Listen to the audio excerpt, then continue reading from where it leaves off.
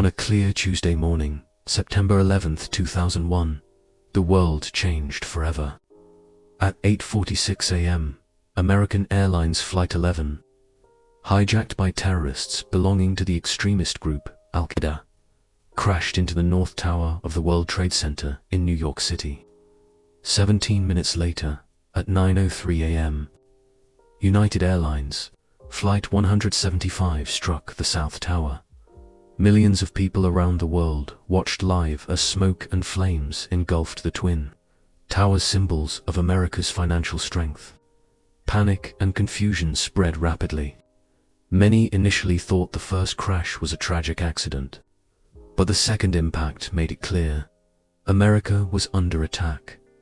At 9:37 a.m., a third plane, American Airlines Flight 77, slammed into the Pentagon, the headquarters of the U.S. Department of Defense, just outside Washington, D.C. Finally, at 10:03 a.m., United Airlines Flight 93, bound for another target in Washington, likely the White House or U.S. Capitol, never reached its destination.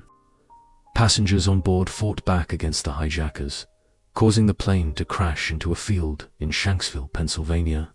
Their sacrifice prevented even greater loss of life. By 10:28 a.m., both Twin Towers had collapsed.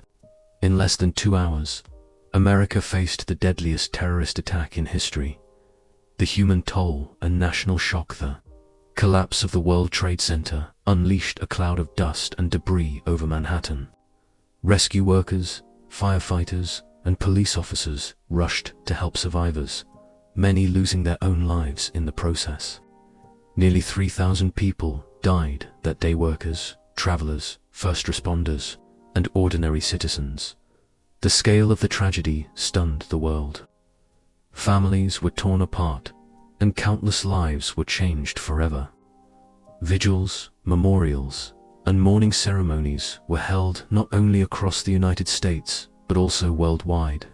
As nations expressed grief and solidarity, the images of people fleeing the collapsing towers, the bravery of firefighters running into danger, and the haunting emptiness of New York's skyline became etched into global memory.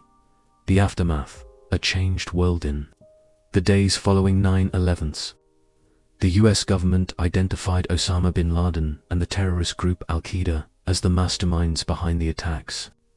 This led to the start of the War on Terror.